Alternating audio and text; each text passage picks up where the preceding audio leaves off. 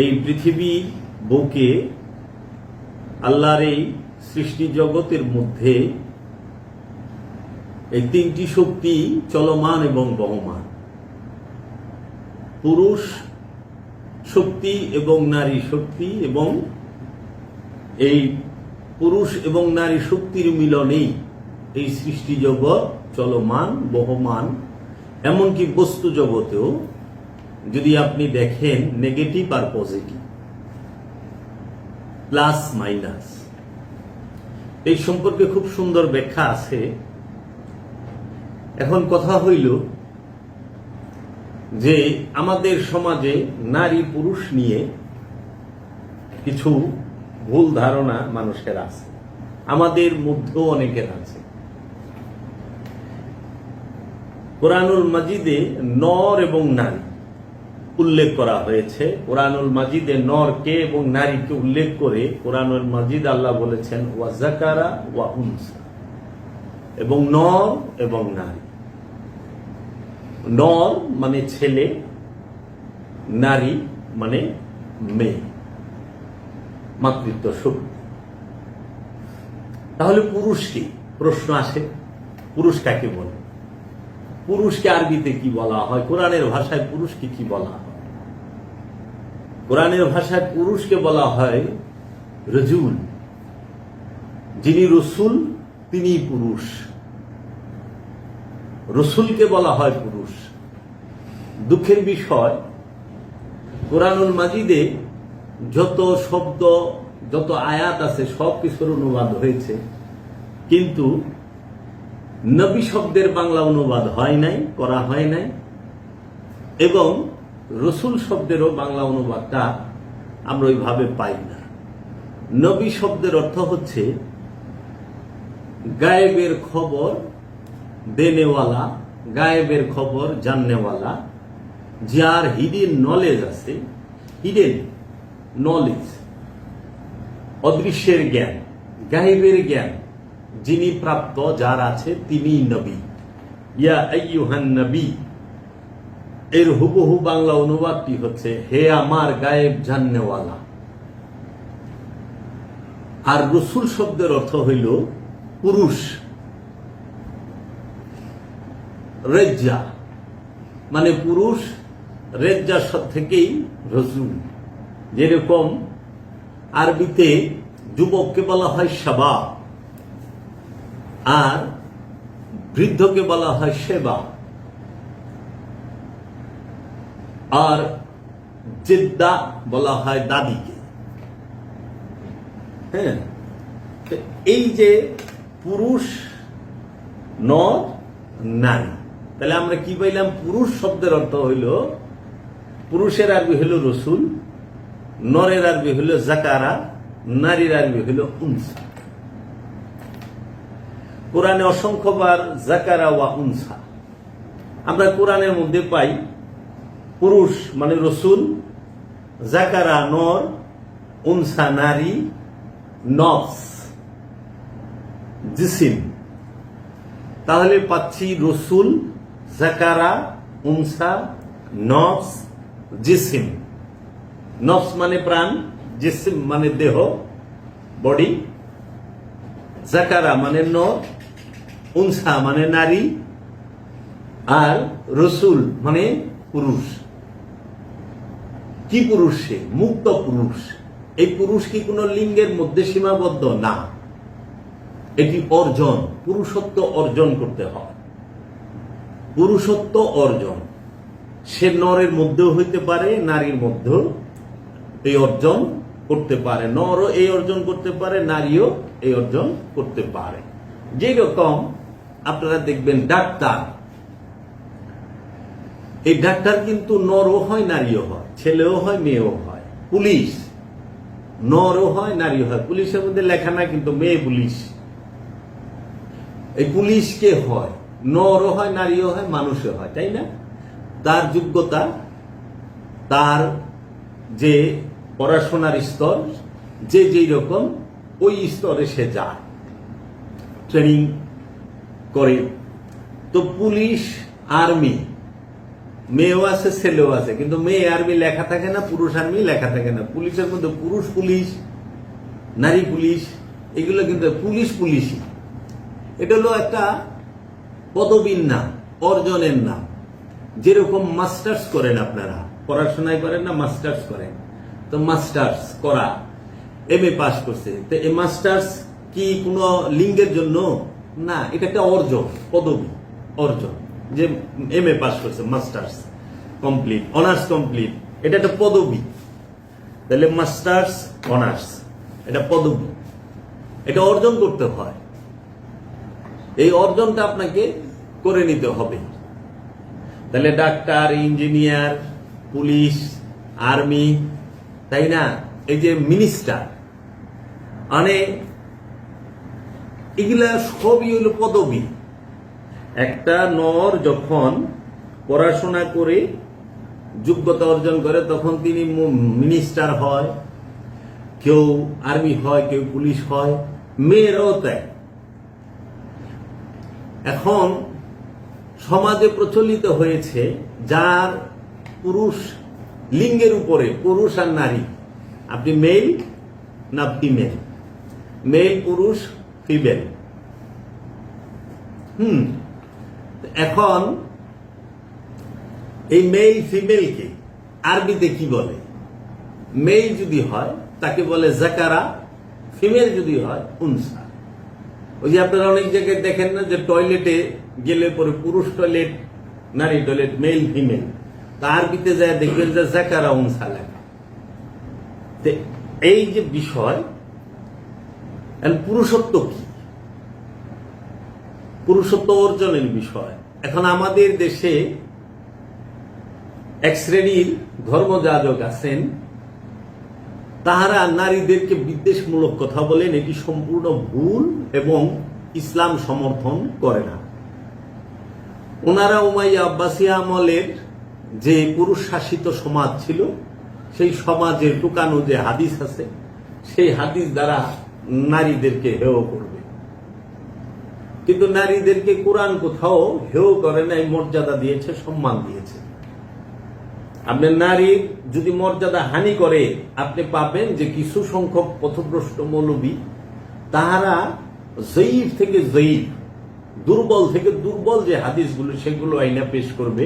আমরা শুনে থাকি অনেকেই অনেক বাজে মন্তব্য করেন আমাদের মা বোনদেরকে এবং এই নারীদেরকে নিয়ে। দেখুন, মেয়েরা আমানু হয়, নর এবং নারী যেই রসুলের উপরে ইমান আনুক, রসুলের হাতে হাত দিয়ে বায়াত হয়েছে, তাকে আমানু বলেছে কোরআন। ইয়া আইয়ুহাল্লাযিনা আমানু, আমানুর কোন স্ত্রী এবং পুরুষ লিঙ্গ নাই। কিন্তু মুমিনের বেলায় আমানু, মুমিনের বেলায় যেন মুমিন মোমেনা, নরকে মুমিন, নারীকে মোমেনা বলে সম্বোধন করেছে কোরআন। কিন্তু আমানুকে কখনোই স্ত্রীলিঙ্গ এবং পুরুষ লিঙ্গে ভাগ করে নাই। মুসল্লি, যিনি মুসল্লিকে, যে রসুলের কাছে বায়াত হয়ে রসুলের কথা মতো, রসুলের নির্দেশিত পথে রবের দাসত্ব করে ইবাদত করে, সে হইল মুসল্লি।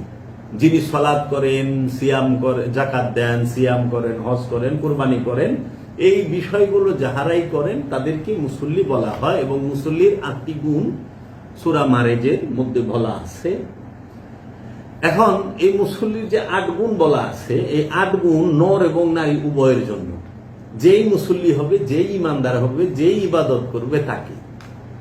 তাহলে সমাজে যে প্রচলিত এই মৌলভী বংশী, যেরকম শায়েখ আব্দুর রাজ্জাক সাহেব একজন নামে আছেন এবং আরো অন্য অনেকে আছেন, তাদের ওয়াজে শুনলাম ওনারা কেউ বলতেছেন নারী সে পাপিষ্ঠ, সে নাকি নাউযুবিল্লাহ মিন যালিক, সে পাপিষ্ঠ, সে অভিশাপ, সে কুলক্ষণে অমুক তমুক, মানে এত বাজে বাজে মন্তব্য করতেছে। এইগুলো সম্পূর্ণ কোরআন বিরোধী স্টেটমেন্ট, কথাবার্তা। কিভাবে? নারী কাকে বলে?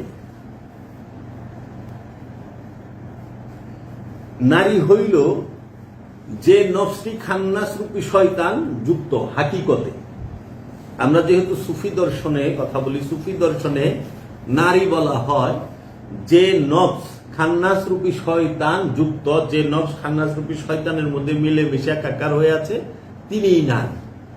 যে বন্ধনে আবদ্ধ তিনি নারী, যিনি মোহগ্রস্ত তিনিই নারী। এখন যে নফস মোহগ্রস্ত সে নারী, যে নফস বন্ধনে আবদ্ধ সে নারী, যে নফস রিপুর মধ্যে সম্পূর্ণরূপে বশীভূত হয়ে রয়েছে সেই নারী। আর পুরুষ বলা হয়েছে যে নফস খান্নাস রূপী শয়তান মুক্ত, যে নফস পবিত্র সে পুরুষ। খান্নাস রূপী শয়তান মুক্ত নফসকে পুরুষ বলা হয়, বন্ধন মুক্ত নফসকে পুরুষ বলা হয়, রিপু মুক্ত নফসকে পুরুষ বলা হয়, মোহমুক্ত মোহমায়া মুক্ত নফসকে পুরুষ বলা হয় হাকিম সুফি দর্শনে। এই জন্য কোরআনের মধ্যে অসংখ্য সুন্দর সুন্দর বর্ণনা নারীদেরকে, নরদেরকে এবং পুরুষদেরকে নিয়ে আছে। এখন আমাদের সমাজে বলে থাকে নারীরা রাষ্ট্রনায়ক হতে পারবে না, নারীরা রাষ্ট্রনায়ক হতে পারবে না, তোমরা তোমাদের রাষ্ট্রনায়ক পুরুষকে করো, এই লইয়া ভুল ব্যাখ্যাতে ওয়াজও করছে। কিন্তু এই নারী সেই নারী না, হ্যাঁ, যাহা বলেন তাহা না। এই নারী কোন নারী যে পুরুষকে তোমরা রাষ্ট্রনায়ক বানাও? এই পুরুষ কখনোই লিঙ্গের পুরুষ না, লিঙ্গগত পুরুষ না, জেন্ডারগত পুরুষ না। এই পুরুষ হচ্ছে খান্নাস রূপী শয়তান মুক্ত পবিত্র নফসের অধিকারী যে পুরুষ, যে মুমিন, যে রসুল, তাকে বলছে রাষ্ট্রনায়ক বানাতে। তখন বলা হয়েছে যে রাষ্ট্রের নায়ক, যিনি রাষ্ট্র পরিচালক, যিনি সে যদি খান্নাস রূপী শয়তান মুক্ত হয়, মুমিন হয়, রসুল হয়, তাহলে সেই রাষ্ট্রের উন্নতি জগতে কেউ ঠেকাইতে পারবে না। তার জলজন্ত প্রমাণ হইল আইয়ামে জাহেলিয়াতের যুগে এই বর্বর আরব জাতির মধ্যে মোহমায়া মুক্ত, খান্নাস রূপী শয়তান মুক্ত, জিন মুক্ত যে মহাপুরুষ মোহাম্মদ মুস্তাফা সাল্লাল্লাহু আলাইহি ওয়াসাল্লাম 570 খ্রিস্টাব্দে আগমন করলেন আরবের বুকে। সেই বর্বর আরব জাতিকে উন্নত জাতিতে পরিণত করেছেন কে? একজন খান্নাস রূপী শয়তান মুক্ত মহাপুরুষ।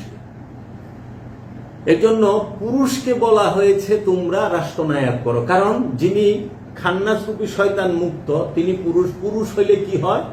খান্নাস মুক্ত নফসের লোভ থাকে না, হিংসা থাকে না, অহংকার থাকে না, কামনা থাকে না, বাসনা থাকে না, মোহমায়া থাকে না, জমাকরণের, পাচারকরণের কোন প্রকার খায়েশ তার নাই। তার একটাই কি থাকে, উদ্দেশ্য, লক্ষ্য থাকে, সেটা হলো সেবা করা এবং মানবের উন্নতি করা, সৃষ্টির উন্নতি করা, জগতের উন্নতি, সমাজের উন্নতি করা। সেই উন্নতি শুধু রাষ্ট্রীয় অবকাঠামোর নয়, সেই উন্নতি কখনোই রাষ্ট্রীয় আপনার অর্থনীতির নয়, সেই উন্নতি রাষ্ট্রীয় অবকাঠামো, অর্থনীতি এবং মানুষের ব্যক্তিত্বের উন্নতি, মনোজগৎ, প্রাণজগতের উন্নতি সে করবে এবং তার দৈহিক এবং সামাজিক, পারিবারিক এবং সমস্ত দিকে তার উন্নতি হবে, যার জলজন্ত প্রমাণ মহানবী মুহাম্মদ সাল্লাল্লাহু আলাইহি ওয়াসাল্লাম।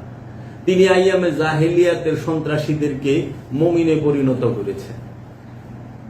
তিনি মূর্তি পূজারকদেরকে, এই লোকমোহের পূজারীদেরকে তিনি রবের পূজারী বানাইছেন, রসুলের অনুসারী বানাইছেন।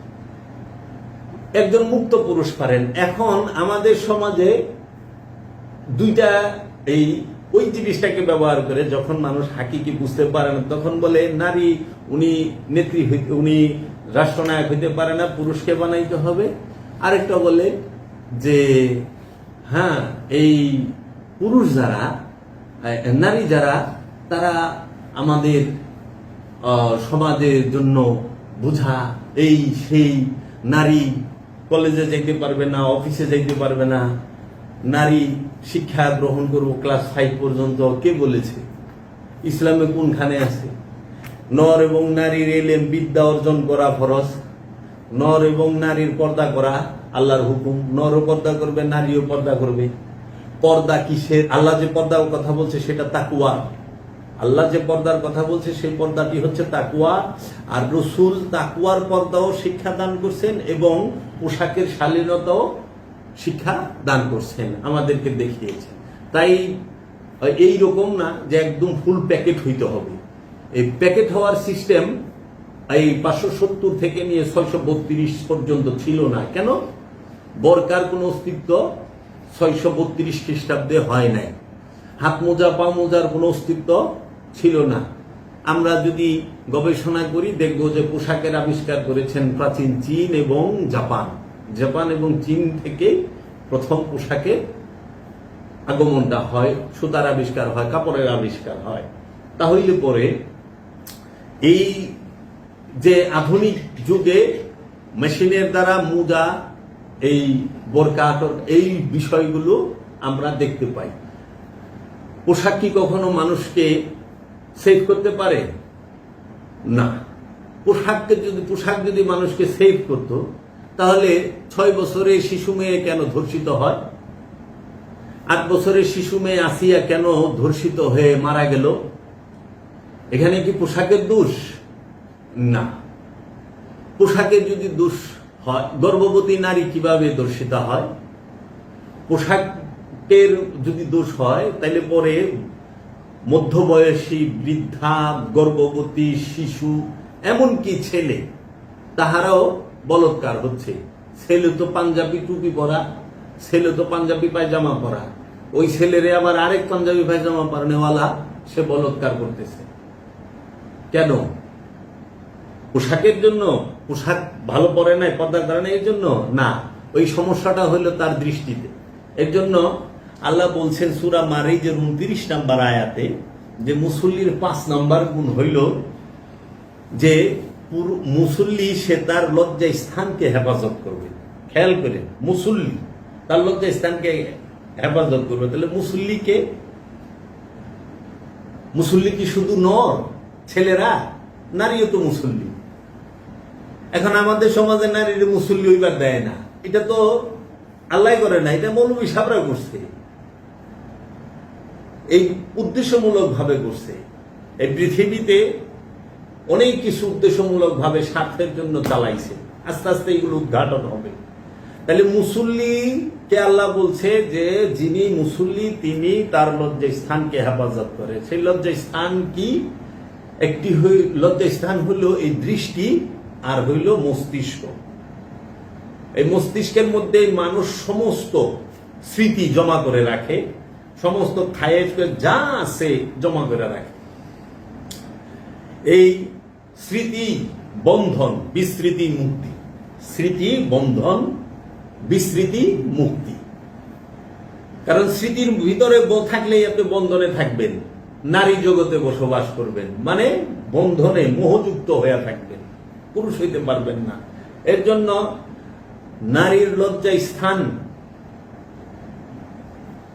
হেফাজত করতে বলে নাই, বলছে মুসল্লি তার লজ্জা স্থানকে হেফাজত করবে। যিনি মুসল্লির লজ্জা স্থান কি? দৃষ্টি আর মস্তিষ্ক। এই দৃষ্টি আর মস্তিষ্ক নর এবং নারী দুইজনেরই হেফাজত করতে হবে। এখন দৃষ্টি সেটা হেফাজত না করে, মস্তিষ্ক হেফাজত না করে, হেফাজত করবার গেছে লিঙ্গরে। পুরুষ লিঙ্গ, পুরুষ জেন্ডার, আপনার মেল জেন্ডার, ফিমেল জেন্ডার। এখন আপনি লজ্জা স্থান যেটাকে আপনার লিঙ্গকে, সেটা আপনার লিঙ্গ হোক যদি আপনি সেটাকে খুব সুন্দর করে কাপড় দিয়ে আবৃত করছেন, ঠিক আছে, কিন্তু নজরকে আপনি আবৃত করতে পারেন নাই। নজরের দৃষ্টির মধ্যে আপনি পর্দা দিতে পারেন নাই। দৃষ্টির মধ্যে পর্দা না দিতে পারার কারণে আপনি দেখবেন এই আসিয়ার মতো 8 বছরের শিশু কন্যা, এই নিষ্পাপ শিশুটা মহাপাপিষ্টের খপ্পরে পড়ে তার এই নিষ্পাপ জীবনটা দেওয়া লাগলো। সে একটি মানুষের মোহের শিকার হয়ে সে তার জীবন হারাইল। এইরকম শত শত বেপরদা মানুষ আমাদের সমাজে আছে। ইমাম সাহেব নামাজ পড়েন, তিনি বলৎকার করেন। যে ব্যক্তি রোজা রাখে, রোজার মাসে দর্শন হয় কেমনে? রোজার মাসে হাদিস শরীফ, সারা জীবন হাদিস শরীফে শুনলাম যে 2-3টা হাদিস খুব প্রচলিত। সেটা কি? রোজার মাসে আল্লাহ রাব্বুল আলামিন শয়তানকে শিকল দিয়ে বেঁধে ফেলেন, জাহান্নামের দরজাগুলো বন্ধ করে দেন, জান্নাতের দরজাগুলো চালু করে দেন। আবার রোজার মাসে যে যত তাড়াতাড়ি ইফতার করে সেই বান্দা আল্লাহর কাছে তত প্রিয়। আবার হাদিসে শুনি যে এই রোজার মাসে কি ওনারা আমাদেরকে শোনায়, ক্যালেন্ডারও পাওয়া যায়, রহমতের 10 দিন, মাগফিরাতের 10 দিন, নাজাতের 10 দিন। রহমতের 10 দিনে প্রায় এই 10 রমজান পর্যন্ত 93টা ধর্ষণ হয়েছে রোজার মাসে। আমরা খবরে যতটুকু পেয়েছি, আমরা খবরের মধ্যে দেখেছি 93টা ধর্ষণ এবং বলৎকারের ঘটনা অলরেডি রোজার মধ্যে ঘটলো। তাই এক গাজীপুরের এক মৌলনের সামনে ধরছে, সে বলল যে শয়তানের ওয়াসওয়াসায় করে ফেলেছি। শয়তানের ওয়াসওয়াসায় যে করলেন, শয়তান তো বান্দা, আপনারাই তো হাদিস করেন। এখন শয়তানে বান্দা, শয়তান আপনারা সুশ্রুতি দিছে, আপনি আরেকজনের বলৎকার করে দিচ্ছেন। এই যে বিষয়গুলো, নারীকে তুচ্ছ-তাচ্ছিল্য করে, নারী পোশাকের স্বাধীনতা নিয়ে কথা উঠে, নারীর পোশাক নিয়ে কথা উঠে। আপনারা সমাজেই ছেলেরা, পুরুষেরা, তাদের কি পোশাকের শালীনতা নাই? পুরুষের পোশাকের বেলায় শালীনতার বক্তব্য তো দেন না। অবশ্যই পোশাক নর এবং নারীর শালীনতায় মধ্যে থাকতে হবে। আর সবচেয়ে বড় জিনিস হইল, যার রূপ তার চিকিৎসা করতে হবে, যার রূপ তার চিকিৎসা করতে হবে। যে অসুস্থ সে চিকিৎসা নেবে। যে নজরকে হেফাজত করতে পারে না, মস্তিষ্ককে হেফাজত করতে পারে না, সে সর্বস্থানে যাবে কেন? আমাদের দেশে এখন যে পর্দার বিষয়ে অনেক কথা বলা হচ্ছে এবং নারীদেরকে অনেক বিষয়ে তুচ্ছ-তাচ্ছিল্য করা হচ্ছে, সেটা সম্পূর্ণ স্বাধীনতা, মানুষের স্বাধীনতা বিরোধী। আল্লাহ কার উপর জোর জুলুম করে নাই, আল্লাহ জোর জুলুম করার হুকুমও দেন নাই। আল্লাহ বলছে জবরদস্তি করো না। নারী সে মহাশক্তি। কিরকম? এই পৃথিবীতে যাহা আছে কল্যাণকর, অর্ধেক তার গড়িয়াছে নারী, অর্ধেক তার নয়। এই পৃথিবীতে যত কল্যাণময় বিষয় আছে সমস্ত কিছুই নারী মহাশক্তি। সবসময় এই মায়ের জাত, মেয়ের জাত, বোনের জাত, এরা সবাই আমাদেরকে সহযোগিতা করেছেন। ইসলামের মধ্যে সর্বশ্রেষ্ঠ অবদান যদি রসুলের পরে কাহারও থাকে, তিনি কিন্তু নারী। তিনি সৈয়দনা মা খাদিজাতুল কুবরা আলাইহিস সালাতু ওয়াস সালাম, উম্মুল মুমিনিন। মা খাদিজাতুল কুবরা ইসলাম প্রচারের জন্য এই পৃথিবীর বুকে সর্বশ্রেষ্ঠ দান করেছেন। মা খাদিজাতুল কুবরা প্রায় আপনার শত শত উট ছিল, সম্পদ ছিল, সমস্ত কিছু ইসলামের জন্য আল্লাহ রসুলের দান করে দিয়েছেন। ওনার শত শত গোলাম ছিল, আল্লাহ রসুলের জন্য সেগুলোকে মুক্ত করে দিয়েছেন। মা খাদিজাতুল কুবরা ইসলামের জন্য সর্বশ্রেষ্ঠ অবদান রেখেছেন। পৃথিবীর বুকে ইসলামের জন্য মা মরিয়মের অবদান আছে। ইসলামের জন্য পৃথিবীর বুকে সর্বশ্রেষ্ঠ অবদান কার? সৈয়দনা মা খাদিজা আলাইহিস সালাতু ওয়াস সালামের। মা আমেনার অবদান আছে। ধন্য হব মা আমেনা, ধন্য আপনি চিরদিন, আপনার উসিলায় পাইলাম মা গো রাহমাতাল লিল আলামিন। আমার মা মরিয়ম, তিনার অবদান আছে ইসলামের জন্য। মা মরিয়ম তিনি ইসলামের এই দিনের জন্য সর্বশ্রেষ্ঠ হেফাজত এবং সর্বশ্রেষ্ঠ সেবা করেছেন। মা আসিয়া তিনি ইসলামের মধ্যে অনেক বড় অবদান রেখেছেন। মা হাজেরা তিনি ইসলামের জন্য অবদান রেখেছেন। আবার দয়াল রসুল আকরাম সাল্লাল্লাহু আলাইহি ওয়াসাল্লামের সময়ে মা আয়েশা তিনি অবদান রেখেছেন। সর্বশ্রেষ্ঠ কুরবানি যিনি দিয়েছেন জগতের বুকে ইসলামের জন্য, তিনি হচ্ছেন সৈয়দাতুন নিসা মা ফাতেমাতুজ জাহরা আলাইহিস সালাতু ওয়াস সালাম, তিনি দিনকে বাঁচাবার জন্য তার বংশকে কাটায় দিছেন। আর সেই মহিষী নারী, যিনি আমার জননী, যিনি আমার বোন, যিনি আমার সহধর্মিণী, যিনি আমার কন্যা, সেই নারী সম্পর্কে, সেই রমণী সম্পর্কে যে বাজে মন্তব্য আমরা শুনি, আমাদের হৃদয়ে রক্তক্ষরণ হয়।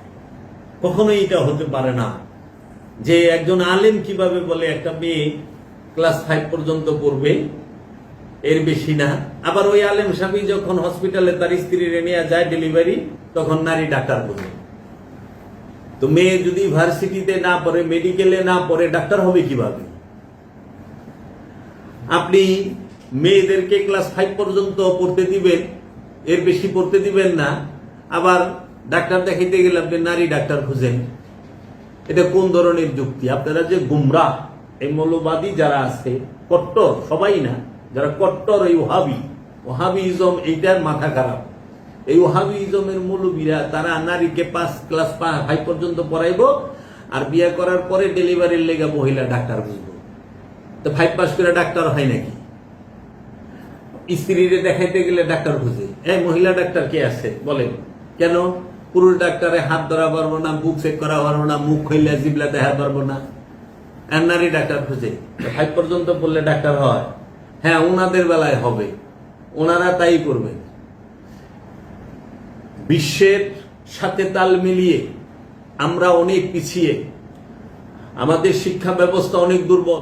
আর এইবার দুর্নীতিতে বাংলাদেশ 13 নম্বর হয়েছে সারা ওয়ার্ল্ডের মধ্যে, 13 নম্বর দুর্নীতিগ্রস্ত দেশ। এই যে বিষয়গুলো আমাদের এইখানে, নারীদেরকে সব জায়গায় বঞ্চিত, অবহেলিত, তাদেরকে তুচ্ছ-তাচ্ছিল্য করে কথা বলে। নারী আশীর্বাদ, নারী অভিশাপ না।